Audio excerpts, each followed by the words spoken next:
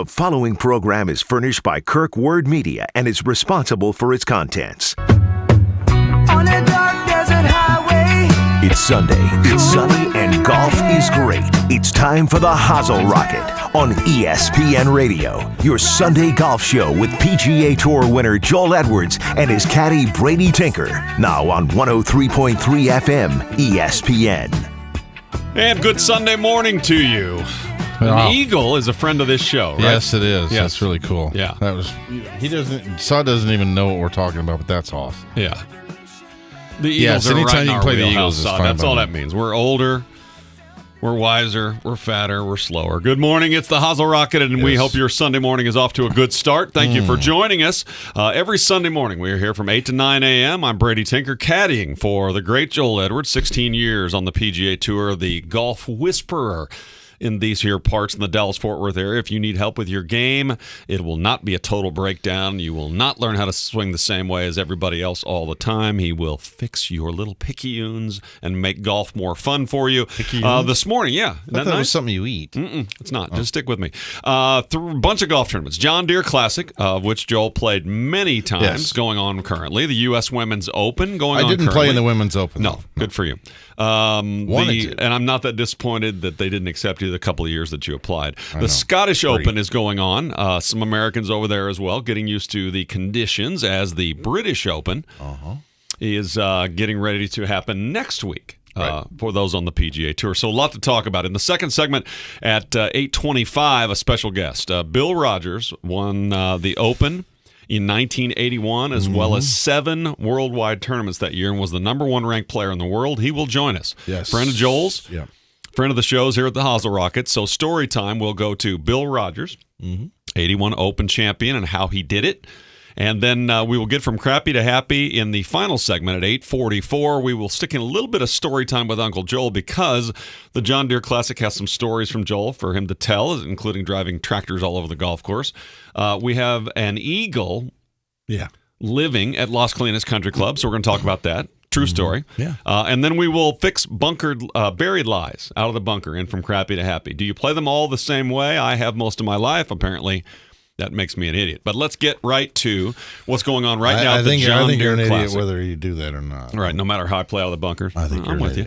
John Deere Classic has, interestingly enough, Patrick Rodgers, no relation to Bill Rodgers, at the top of the leaderboard. Daniel Berger, one of the young, up-and-coming sort of Jordan Spieth group, in second place. A very odd swing. Daniel Berger, if you wonder about your swing and you wish your swing was more like Justin Rose's swing or whatever, as Arnie used to say, swing your swing. Swing your swing. Because Daniel Berger's swinging his own damn swing. He's an ATM is what he is. Yes, he is.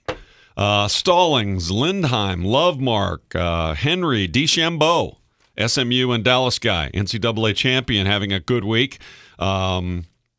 Many other guys on the leaderboard. U.S. Women's Open, Feng Shanshan from China, and I don't know if I'm saying that right. Actually, it's Shan Chen Feng, but that's okay. Oh, it is? Yeah. Right. Shan Feng has a one-shot lead. Christy Kerr, lone American on the leaderboard, is T8. Hit it beautifully the last couple of days, did Christy Kerr, but is struggling with her putter. She's 39 years old, looking for another major, and she is 5 shots back. The Scottish Open, Padraig Harrington, and this is a story for me for multiple reasons. One, he won 20 years ago at the British Open, where the Open's going to be this year. Is that, or did he win the last one? I don't know, but I know it wasn't 20 years ago. It was probably 10. Okay, well, anyway, Potty's trying to get his game back together and has this interesting move now where he's basically stepping. It's almost a drill that some people, there are some drills where guys will tell you to get your weight shifting, right? You take a step back with your right foot and then a big step through with your left foot, and then you can even, Gary Player, step through and you're finished. Harrington's doing almost all of that with his driver. He's doing it with everything. Oh, is he? Yeah. So he's hitting 58-yard sand wedges like that? I haven't seen him hit one like that, but I've seen him hit short irons. I've hit him hit drivers. I mean, he's basically full Happy Gilmore almost. Pretty close. Yeah. It's really interesting. Well, it was working for him until he shot 79 yesterday. Ian Poulter, who... But everybody shot a million yesterday. There's a love-hate with Ian Poulter. Yes, the weather, there was ice and all kinds of stuff. It was cold. All of us who are dying of heat. Shoot 79. That was a 74 on a nice day. Yeah, Poulter shot 71, so that has him tied for the lead. Americans, Ricky is tied for 5th, as is Matt Kuchar. Sink and Duffner both went and did not make the cut. If you're at the Scottish Open and you went to get ready for the British Open and you didn't make the cut, what do you do now? Do you drive around and play some different courses? Do you perch at I'm sure they're at Birkdale. Royal Birkdale, right. Or they're in London on the weekend and hanging out or doing something. Since we're scatter shooting, I was reading about Birkdale. Is that what I'm doing? Yeah, well, that's what I'm doing. Birkdale has been the open course 9 times since 1954. Only St. Andrews has had hosted more opens. Yeah. Okay. And then I read a deal that said, and Birkdale became Royal Birkdale in 1960 something. Do you know how a course goes from something to royal? And I didn't know that it meant something special. Do you know that? I'm just throwing it out there. Do you know? No, I don't. Okay. I'll throw something out there. Okay. I'll just have people buy it. I do know it's kind of like an ordained or something by the royal, what's her name? Queen. Seriously, I mean, it's kind of like. That's why I asked. I'm pretty sure because I've played. So is it in the same genre of getting Sir Nick Faldo? Yeah, but it's kind of like a golf course saying we acknowledge that you can have the royal name. Okay, that's pretty close to true. I think. So if you get royal, then you're going to be able to charge more for your green fees. Well, there's actually I don't know if royal is ultra private. Oh, it is. Yes. Okay, so there's no green fees. So there's it's royal, similar to your story last week where they asked you to get out of the parking lot. Yeah, that was Muirfield. Yeah, Muirfield. But royal, anything with royal is honored or what do you call it? I don't know. They're recommended or noticed by the royal family. Okay, all right, very good. So anyway, Royal Birkdale got royaled sometime in the 50s.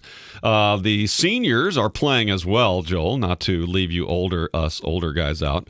The Senior Players Championship going on. It won't shock anyone if you're keeping track at all that Bernhard Langer is in the lead. Brant Jobe, a friend of Joel, shot a 65 yesterday, including a couple bogeys coming in. Right. It was almost a historically wonderful round. He's 1 shot back, and they are then 5 clear of Scott McCarron and Corey Pavin, Miguel Angel Jimenez, Lauren Roberts in the Senior really cool. Players Championship. That's a nice leaderboard. Yes. It'd only be nicer if I was on it.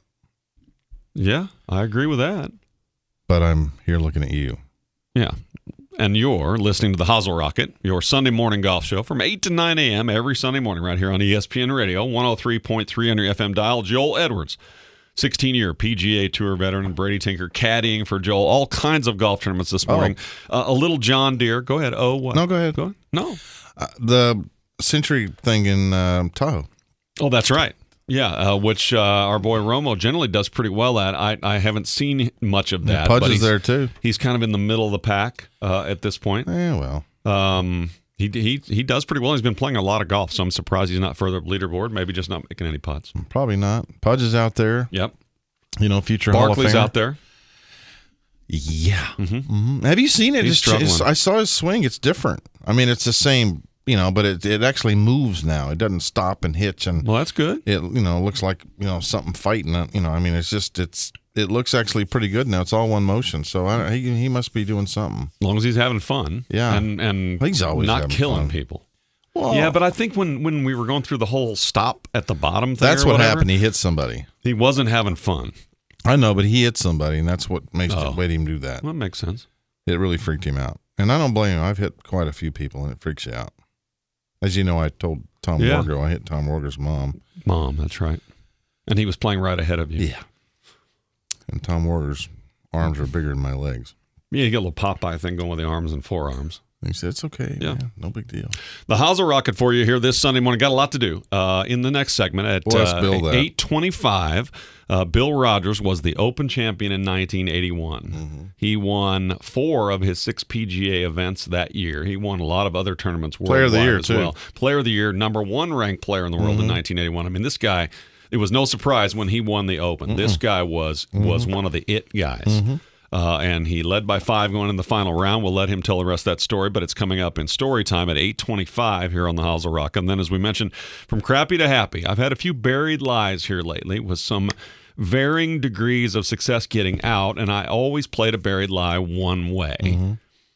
But there are different versions of buried lies. There are different types of sand. There are different depths of sand, et cetera, et cetera. So Joel, and From Crappy to Happy at 8:44, will take us through, as best he can, buried lies. And already there's a phrase that's going to be used called "gotta quit on it." That's what Joel told me in the pre. You got to quit on some of these buried lies, which I've never heard anybody say about any golf shot in the world. So you'll have to be here for that, because your first chance to quit on a golf shot and make it work comes up with buried lies, right? Well, you got to hit it first before you quit.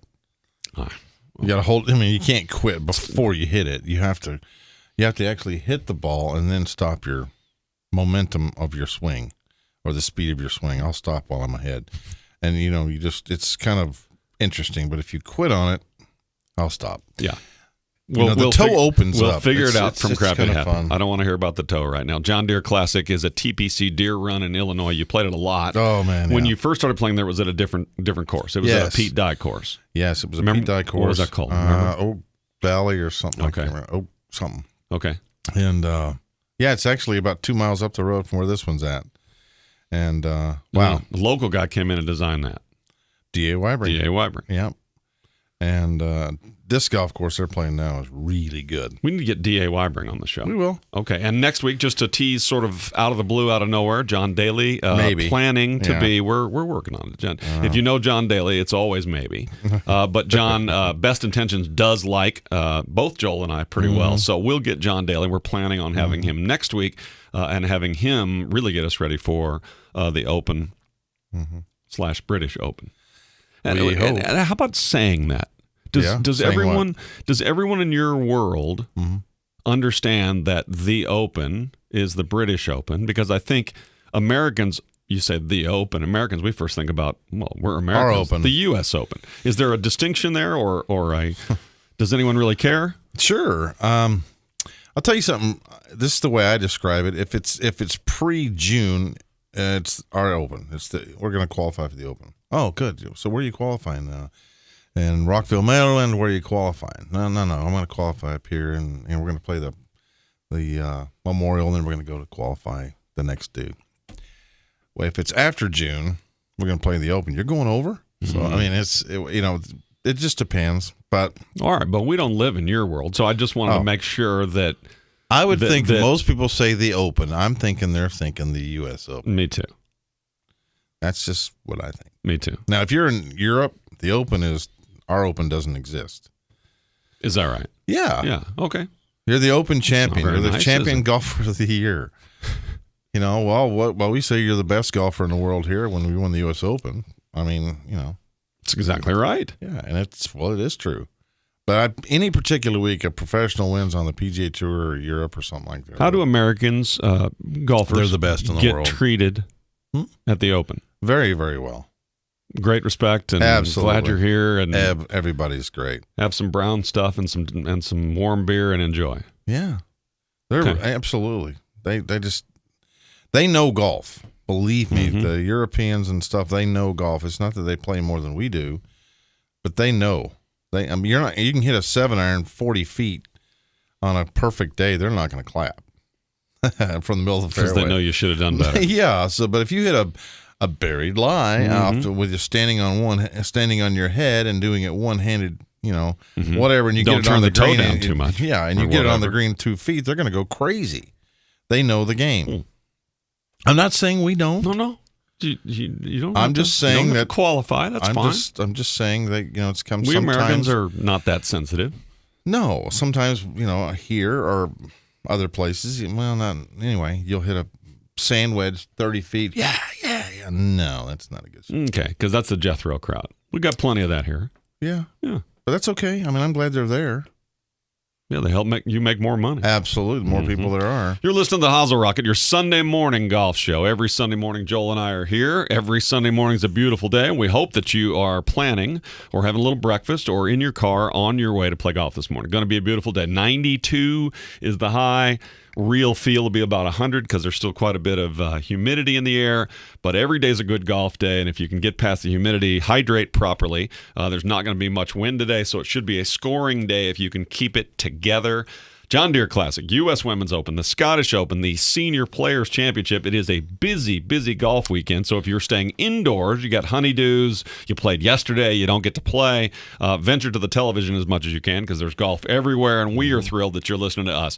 When we come back at 8:25, Bill Rodgers was the 1981 Open champion and won 7 worldwide events that year, vaulted to number 1, was the player of the year, and he is going to join us when we return right here on the Hozel Rocket on ESPN Radio 103.3 on your FM dial.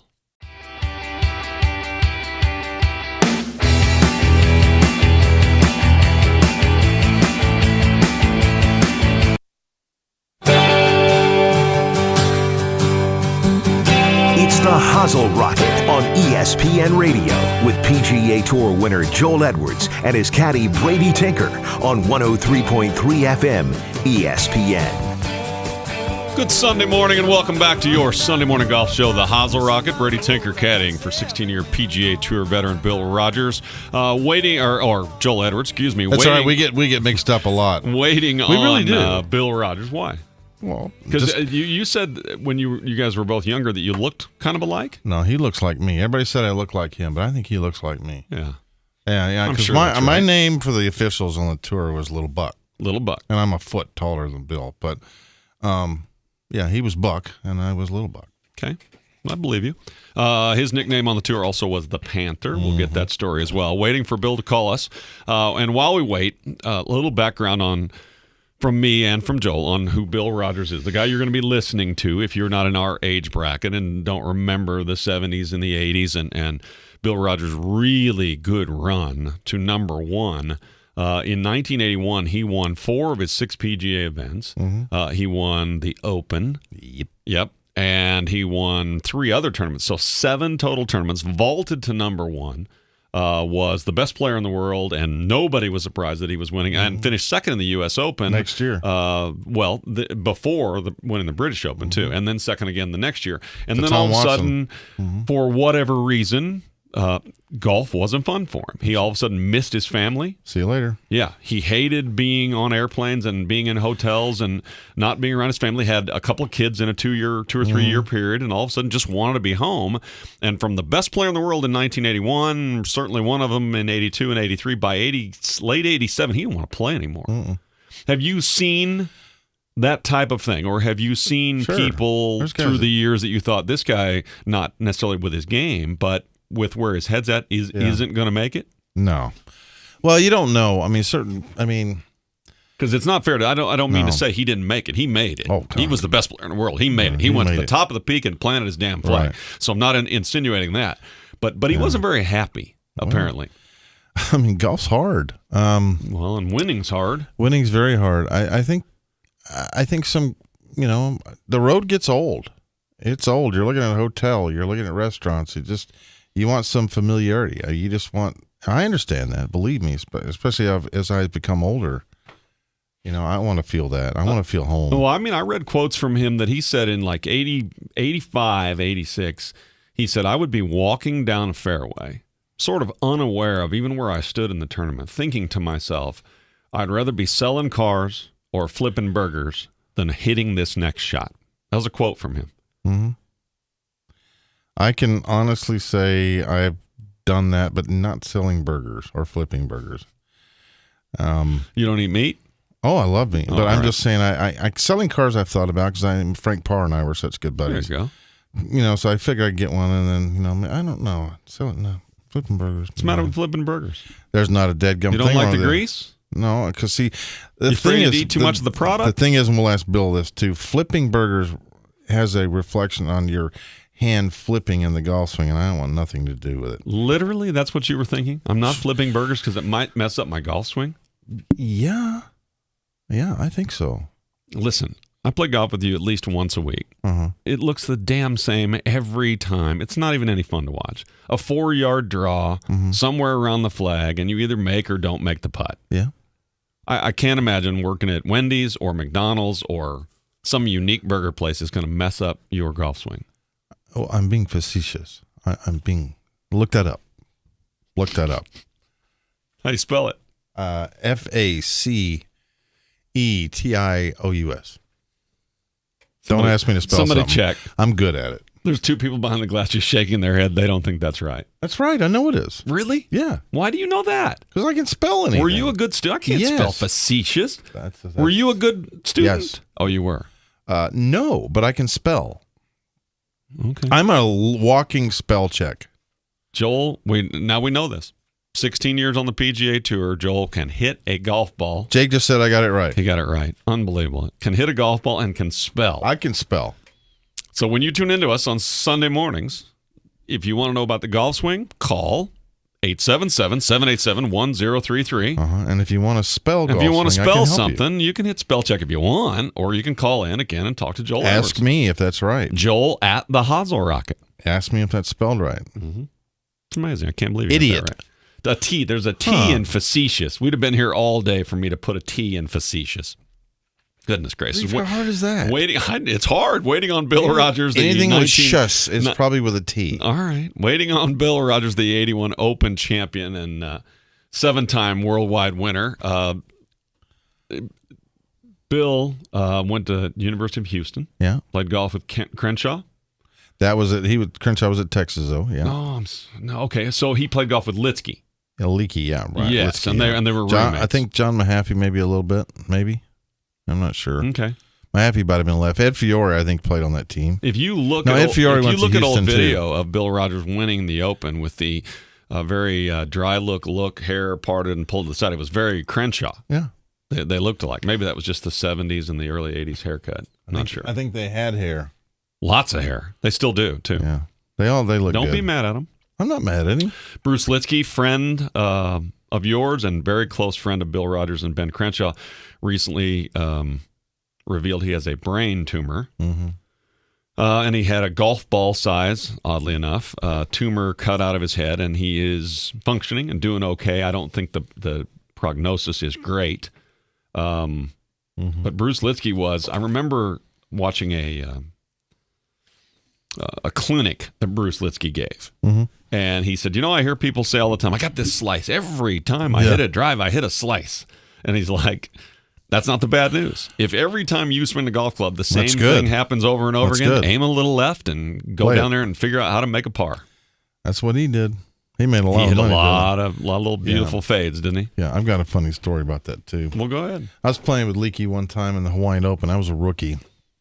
And I was playing on the... Leaky, by the way, Bruce Litsky, Litsky. for those of you who are younger than us. Because he hits a fade. So Yeah, he sure. leaks to the right. Makes Okay. perfect sense. And I was playing with him and Larry Mize, and we're in Hawaii, and the wind's blowing right to left on 14. So if you guys remember the 14th hole at Waialae, because you watch it on TV every year, it's right No one to left. remembers. Just keep going. Yeah, they do. Right to left, it's blowing about 30, and it's only like a 380-yard hole, but you could turn it over and get it within 20 yards. I mean, Trundling down a big hill? One of those No, Hawaiian it's dead hills? flat. Oh, okay.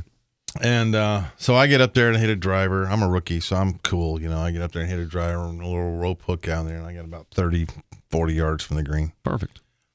And so Larry Mize gets up there and hits this beautiful little draw out there, about 30, 40 yards from the green. And Leaky gets up there with a 3-wood, aims it out of bounds left, and slices it back in the middle of the fairway against that wind. And I'm going, what's this guy? What? And I'm sitting there Which going, part bothered you? The fact that he sliced it against the wind, the fact that he aimed it out of bounds when he began? Which part was the But what I've part? played with him before, but Yeah, I'm you sitting there said, watching watching this slice against the wind, and I'm going, what is he doing? Well, normally, too, guys who slice like you're describing don't hit it very far. Leaky hits it long. So he hits his slice from the middle of the club. It's long. Okay. And he hits this 3-wood out there, and he's got like 7-iron to this green. I'm 100 yards in front of him. He hits 7-iron, cuts it against the wind, a foot. Makes birdie. Well, Larry Mize and I both missed the green from 40 yards because it's straight downwind. Well, you've once told me if I have 40 yards, I hit a bad shot because you like it to be 100. But I mean, I'm young and stupid. I didn't know. Yeah. And I'm sitting there, the pin was tucked behind a bunker, and Larry Mize, who just won the Masters, I'm thinking, well, thank goodness he gets to hit first because I can watch how he does. I know he's going to do it good, and he knocked it over the green. So then I'm thinking, well, what am I going to do? And I knocked mine over the green, too, and Leaky made birdie, and I made bogey, and Larry made par. Well, see, what Trevino said about a slice or a fade. He's like, you can talk to a fade, but a hook won't listen. That's right. Right. A draw will, but a hook won't listen. It's amazing. Is it? Yeah. It's really Most cool. people who hit fade or slice don't like it. 94% of the listening public who can't get enough of the Hozel Rocket from 8 to 9 a.m. on Sundays hits fade and wishes they didn't. Right. You play with me. I try and hit 4-yard draw. Most of the time I hit 4-yard fade. I'm never quite pleased.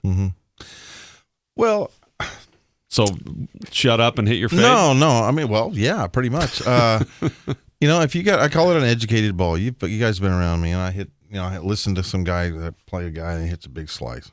It's educated. It knows it's going to slice every time. It's educated. It knows it's going to do it. Well, what the heck? Why not? But if it hooks every time, I guarantee that person's going to have a little more trouble than the guy that hits the cut all the time. Because the hook will go, I mean, so will the slice, but it won't slice as much. Well, and the It's big really kinda difference goofy. here for guys who really struggle too is a fade and a slice are not the same thing, as a No. draw and a hook are not the same thing. No. I mean, even as a college golfer, I played big old hook. Yeah. And we got to some tournaments hitting out of these shoots on Yeah. these tees, and I was like, I'm going to need a chainsaw first because my hook starts You hear, about 30 yards right of the world as soon Yeah. as it comes off the club. you hear this. Yeah. You know, Yes. right That's away. exactly right. Yeah. I know. That's exactly Instead of, right. oh, I that looks had to good. hit sand wedge out of some of those shoots on par 4 just because Yeah. I was just going to miss the trees. Yeah, sure. Yeah. And hopefully the tree would, the ball would go over the tree. So But technology has fixed a lot of this, right? It is much harder. Ooh, since we're all over the place, waiting for 81 Open champ Well, Bill Rodgers to call. something's going on. It's all right. Okay, that's fine. I'm not mad. This is a fun discussion. Since we're all over the place, Well, you are. I am. I'm leading this show, and it's a S show, and it's just bouncing all over the place. But hopefully, it's somewhat entertaining and fun for the people who are listening. We appreciate you listening right here on ESPN Radio 103.3 on your FM dial. If you are a big slicer or big hooker of the golf ball, and you play a cheap golf ball, are you better served? Because we always sit here and say, yes, you are. with the Pro V1 or a lot of the balls that are the tour balls that are out there, you can't make it move right to left or right as much. They just won't No, they won't won't do it. curve. Right. So even though you might shoot 95 and you hit big slice or big hook, you would be improved virtually immediately by Right. playing a better ball. Sure. Okay. Absolutely. 100%. Because you'll hear most bad golfers say, I got no business playing a better ball. They're Yeah, but you- $3.67 a piece, Yeah, and but I'm you going to do. lose 9 of them. That's true. And you would save the money by coming to see me or see another PGA professional. Joel at the Hozelrocket. Rocket.com. Hozel. Yeah. So, I mean, I'm just saying it's true. So when you get out there and if you're playing a golf ball that is no names, that sounded good, didn't it? Anyway, not your typical, I'm not going to name any names. You're not your typical commercial that's on commercials kind of golf ball. That ball is nothing wrong with it. There's nothing wrong with it. And I will agree that if you're just going out and playing once a week or once a month and you're slicing it on place, there's no reason for you. But if you're playing a lot, you might as well play a good golf ball because you're spending money anyway to play. And I think it'd be a good idea to invest some good golf balls that will kind of react a little differently than the other Yeah, one. and the great news is so many people play, I'll say it, the Pro V1, Sure. that when you go looking for the ball that you sliced into the woods, there's a decent chance you're going to find one of them anyway. Yeah, I know. Yeah. So start playing it. Yeah. Start playing it. If you really care and want to score better and you hit a big slice or a big hook, Yeah. it won't hook or slice as much. No. Yes? Have you heard that? Since we're all over the place, and I got a story in my head. You know how these squirrel things happen. Yeah. I got time for it. No. We'll do it when we come back. Let's go to story time with Uncle Joel when we come back. And if Bill Rodgers does call, You can talk to us. 81 US, he will jump in. So we got from crappy to happy, bunker lies that are buried and the different ways there are to play them, including, don't forget, you got to quit on it. That's already been told to me. And a John Deere classic story. John Deere, I didn't really realize this, lines up about 100 tractors and Caterpillars and whatever else and lets the PGA guys drive them all over that town and dig up stuff and knock it over. When we come back to the Hozel Rocket right here on ESPN Radio 103.3 on your FM dial.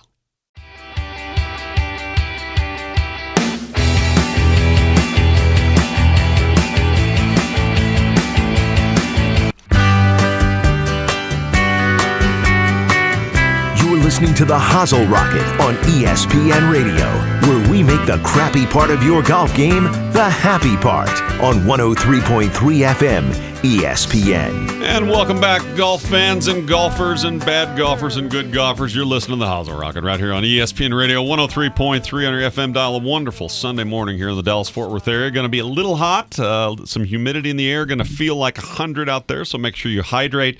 But go play golf. Go have a great drink time. Something. Yeah, drink something. Water something, not Dr. Pepper. Joel Edwards will drink a Dr. Pepper. The guy we're talking to in a second drinks Dr. Pepper. Yes, we are thrilled to have Bill Rodgers, the 1981 Open champion. Bill won 7 times across the world in 1981, 4 PGA Tour wins, and was the number 1 ranked player of the world, player of the year in 1981. And we are thrilled. Bill, thank you very much for calling us this morning. How are you? Well, wonderful. Sorry, I'm a little late to the tee time here, but glad to be with you and Joel. And did I hear Hozel Rocket? Yeah, I know.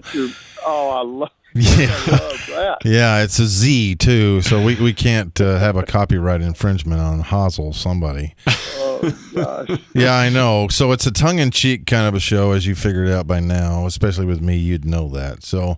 Well, Joel teed me up early. He told me beware, but it's good. I'm very happy to be with you, and thanks for having me. Oh, Joel, thank you. Thank you very much. Again. Thanks, Bill. I appreciate you. Take us back to the 81 Open Championship. Yes, please. It was no surprise to anyone that you won this golf tournament. You were playing fantastic golf.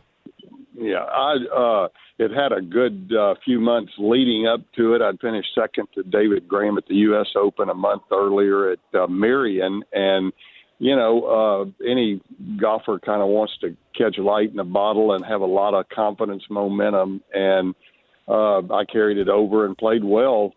That week I loved links golf. I love to play in the bad elements, wind, rain, that type stuff. So anyway, I was kind of set up and, to at least feel like I had a good chance to play well that week, and everything kind of fell into place, and kind of was able to get out of my way and just allow myself to win. And it was a good little moment on the radar screen for sure. Mm-hmm. I remember it well.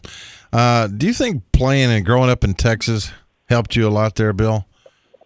I'm not sure I could say that. I think everybody always assumes that, the wind blows everywhere in Texas all the time, and that's certainly not the case. But, we're exposed to a lot of different conditions, obviously, growing up in Texas, and I don't know that that's advantageous from a professional golfer standpoint. There are plenty of folks from California and Florida and all over the place that play well, but I don't know that it was you could point to it as a tremendous advantage. But you look at your professional golfers out of Texas throughout the years, and there've been a lot of them. Oh yeah, for sure. Trevino, yourself, Crenshaw, Kite. I just know from the British Open part is that at least texture-wise, we're used to it bouncing all over the place in the summertime and stuff like that. Yeah. So especially growing up in Texas, you just the ball. I mean, not that wind blows every time, but I mean, it's just fun to bounce the ball in, and you're prepared for it when you get over there. It doesn't seem dissimilar to you when you get over there. Well, not too much, except that we don't have too much ocean influence. Corpus Christi, maybe. Links. Well, yeah, exactly. You could. That'd probably be a good place to prepare. But links golf is special, and again, the elements usually determine how tough an Open championship is going to be or not going to be. Excuse me, Brady. Have you spent any time at Birkdale other than playing it a couple times? So what can we expect next week? Well, it's a wonderful golf course. It's just a great open venue, and it's always produced great champions. I do remember playing there. It was the only Open I played there in 1983, and it was kind of a highlight for me. The first round, I had a double eagle on the 17th hole, and wow! I hit a one iron for a second shot, and it probably ran about 100 yards up through they call them hillocks and mounds, and it looked like a putt going up there and went in the hole, and people started yelling, "Albatross, you made an albatross." I had no idea what an albatross was. Yeah, I've never seen one. Yeah, that's funny. Anyway, that's great. The forgotten one iron. Yeah, well, I was gonna explain to Bill, the people that listen to this show, they actually have seen a 1-iron. Mm-hmm. I carried one for a long like time, a butter knife, and I still carry a 3. But 1s and 2-irons. Kids now look at us now, and I'm sure they look at your bag and see a 3-iron, and they go, "What the heck is that?" Mm-hmm. Yeah, well, 1-iron and even a 3-iron, they're good fire pokers. That's the best they can serve. They're fire pokers. Yeah, that's true. So I want to ask you a question real quick. It's kind of on a personal level, but how's Leaky? I mean, which is Bruce Litsky. I haven't talked to him, and I know you have, so I was just curious on if you could fill us in on how he's doing.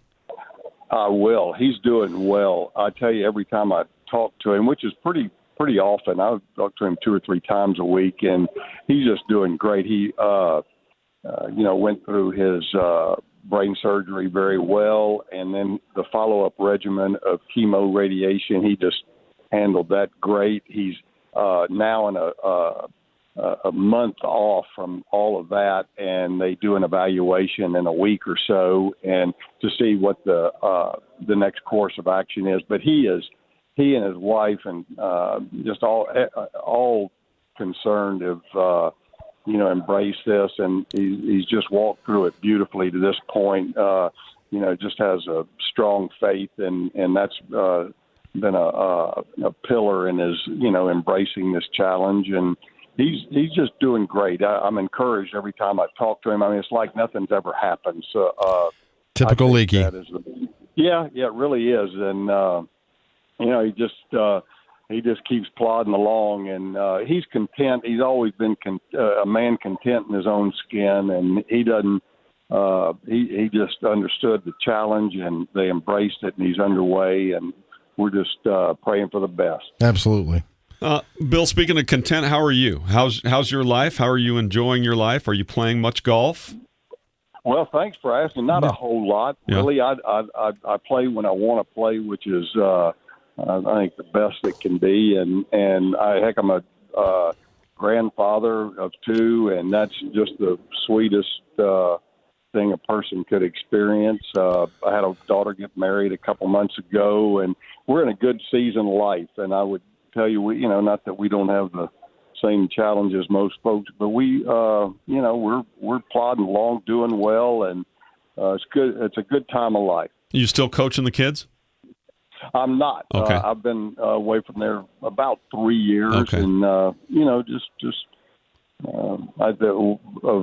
but I would comment that was a great experience. Mm-hmm. Yeah, I'm sure that was a lot of fun. I look forward to doing that myself someday. I get to teach golf now, so that's kind of fun. It's always been fun for me. I think we all that have had some good fortune in the game like to give back when possible, and that's a good spot to do it. You remember anything that our listeners need to know about Joel Edwards, the man, or his game? I play a lot of golf with him now, late in the afternoons on Thursday, and it's not that much fun for me to watch. It's a 3-yard draw. It bounces somewhere up by the flag. He either makes the putt or he doesn't. Every once in a while he hits a bad shot, and then he recovers most of the time. So I don't know if that's any different from when you guys were playing practice rounds, but tell me about your days with Joel. Well, the Keck can play. I know that. And, I always, frankly, I was kind of leaving the scene when Joel was coming on. And unfortunately, we didn't get to spend a whole lot of time together. But, I knew plenty of folks that, told me that he was a great talent and, just a great guy, high character type guy. And, anybody who has a love and passion for Dr. Pepper is. See? No, I'm telling you. We speak the same language. Oh, yeah. Joel Edwards is top drawer, and, I know, he was, had a little time there, and I hope maybe has still got some time out there with the old set, the Champions Tour. Yeah, I I'd hope love to so. see him be able to get a little bit more of that if he so desires. But you're in good company there, I can tell you that. Well, it has been a real pleasure getting to know him. Hey, Bill. He's a nice man. He's nice to my kids. Yeah. There's not too much else that matters. And, boy, he has a penchant for teaching people and helping people very quickly with their golf swing. Well, that's what you got to do. Yeah. Hey, Bill, I was going to tell these people that, I remember the old story about, my coach, Herb Farrell, who loved you and introduced us when I was a young kid, and I think you were probably, this was probably at the same time you were in 81, 82. That's when I first met, or 80, I think. And, of course, the old adage was that I look like you. And I always said you look like me. And, Now, we haven't met, Bill. I've seen plenty of pictures on you on the television and online. You're a relatively, you're a very handsome man. Well, and that makes me handsome. I don't You put realize Joel that. in that same category. So I'm thinking that Joel may have made all this up. No. Ask the officials. So the officials started this. The official, Herb started it. And then the officials, when I got on tour, called me Little Buck. Little Buck. Oh, yeah, there you go. And I hated it. Because I'm a foot taller than Bill. So, so if anybody's Little Buck, it's Buck. So, but There you anyway, go. so I just remember that, and I just remember Herb just loving you and saying, you got to meet this guy. You remind me so much of him. And then when I saw you play, I was hoping I could do that. So I thank you very much in calling and being a friend to me and answering. And I can't thank you enough, Bill. Oh, golly, Joe, Herb Farrell, you talking about a flood of great memories. He was one of the pillars of college golf. I mean, the coaching, and I just think of him with fond memories. But I remember hearing people mention that you and I kind of resembled one another. We were all hopeful to be more resembling of Crenshaw. And no kidding. Yeah. Oh, no kidding. Oh, for crying out loud. Well, thanks. Long hair deal. Yeah, I know. Well, that long, dry look. Sure, you guys were yeah. handsome as hell. Yeah, no doubt. I still am. Bill, thank you very much for taking the time and picking up the phone and calling us. It's a big boost to our show here. Thank you, Bill. Bill. The Hozel Rock, and I know you'll be listening from this point on. Absolutely, I will dial you in every Sunday. But thanks for having me, and all the best. And Joel, thank you for the invite. Y'all carry on and stay the course. Thanks, will do Bill. it. Thanks, buddy. Bill Rodgers, 1981 Open champion and a friend of Joel Edwards. And Bill looks a lot like Joel Edwards. Good for him. It's the other way around. Lucky him. That's what I said. Bill looks like Joel Edwards. Good. I got it right. Good. Yeah, you see that? You just... All right, a quick from crappy to happy. We've got 2.5 minutes left. We teased that we were going to do buried bunker lies. Mm-hmm. My whole life as a kid growing up, if it was buried, no matter how much of it I could see or couldn't see, I was putting it way back in my stance, shutting the face way, way down, and hitting almost straight down on it about an inch behind the ball. And it would generally, with a 56 degree, 58 degree club, pop straight up in the air and have some roll on it if things went well. That's the only way I knew how to play a buried lie. Educate people who may grab one today. That's a good way to do it. Okay. I just don't want it that far back. Okay. I want it right in the middle of your stance. Oh, okay. The thing is, you try to get some loft on the club anyway, but it depends on the lie in the bunker. You were talking about a kind of a fried egg lie. Yes, those I had harder. that Thursday afternoon where it was sort of maybe a quarter buried. Yeah, those but are I much had sort of a harder. fried egg around it. And I tried an open face and I bounced it through the fried egg part and it sculled it over the green. And if the sand is wet, it's a much easier shot. Much easier shot. And As a matter of fact, I prefer wet sand all the time. Oh, yeah. Right? Because it's tighter and firmer. Why do you think you see these tour players on hard, real tight bunker shots, hit these great shots? They love it. When it's fluffy, they don't like it.